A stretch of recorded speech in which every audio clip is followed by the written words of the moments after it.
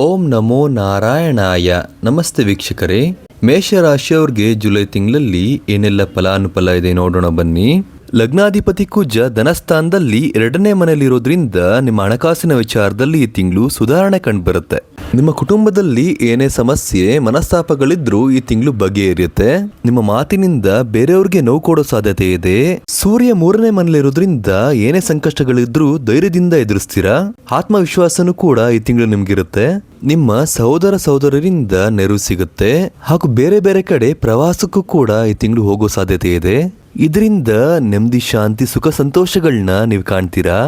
ನಿಮ್ಮ 4ನೇ ಮನೆಯಲ್ಲಿ ಗುರು, ಬುಧ, ಶುಕ್ರ ಇರೋದ್ರಿಂದ ಈ ತಿಂಗಳು ತುಂಬಾ ನೆಮ್ಮದಿ ಸಿಗುತ್ತೆ. ನಿಮ್ಮ ಮನೆಯಲ್ಲಿ ಶುಭ ಕಾರ್ಯಗಳು ನಡೆಯುತ್ತೆ. ನಿಮ್ಮ ತಾಯಿಯ ಪ್ರೀತಿ ಸಿಗುತ್ತೆ.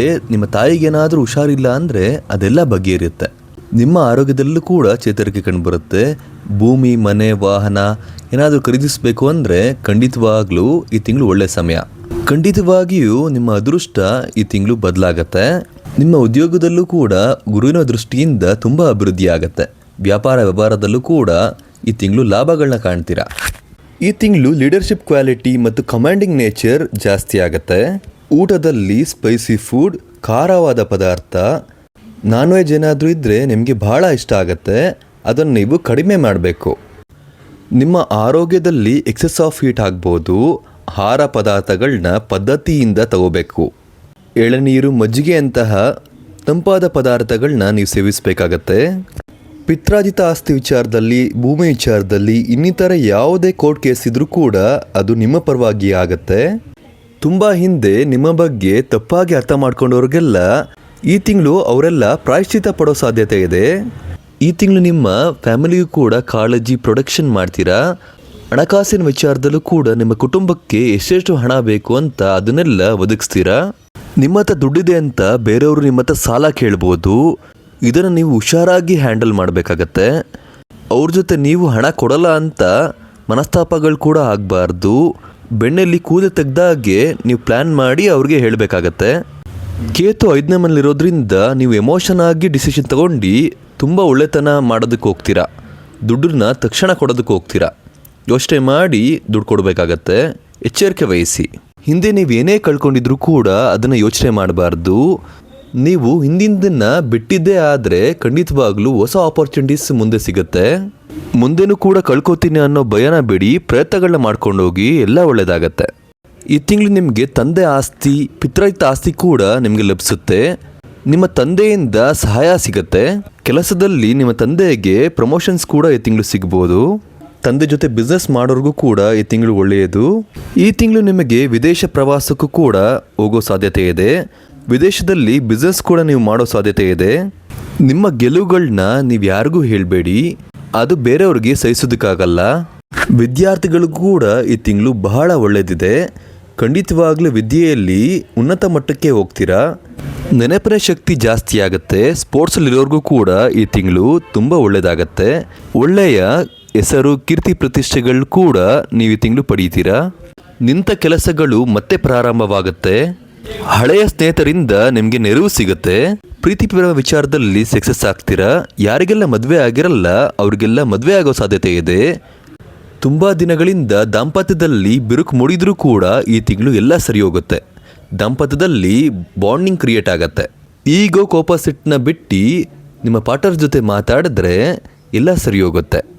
ಹಿಂದೆ ನಿಮ್ಮನ್ನು ನೋಡಿ ಆಡ್ಕೊಳ್ಳೋರೆಲ್ಲ ಈ ತಿಂಗಳು ನಿಮಗೆ ಕ್ಲಾಪ್ಸ್ ಮಾಡ್ತಾರೆ. ಬೇರೆ ಜನಗಳ ಜೊತೆ ಹಾಗೂ ನಿಮ್ಮ ಶತ್ರುಗಳ ಜೊತೆ ಈ ತಿಂಗಳು ಜಯ ಸಾಧಿಸ್ತೀರಾ. ನೀವು ಈ ತಿಂಗಳು ಮೌನವಾಗಿದ್ದಷ್ಟು ಗೆಲುವನ್ನು ಸಾಧಿಸ್ತೀರಾ. ಹಣಕಾಸಿನ ವಿಚಾರದಲ್ಲೂ ಕೂಡ ನಿಮಗೆ ಸುಧಾರಣೆ ಕಂಡುಬರುತ್ತೆ. ಓವರ್ ಥಿಂಕಿಂಗ್ ಮಾಡಿ ಟೆನ್ಷನ್ಸ್ನ ತಗೊಳಕ್ಕೆ ಹೋಗಬೇಡಿ. ಕಷ್ಟ ಬಂದರೂ ಕೂಡ ದೇವರು ನಿಮ್ಮನ್ನು ಕೈ ಬಿಡಲ್ಲ.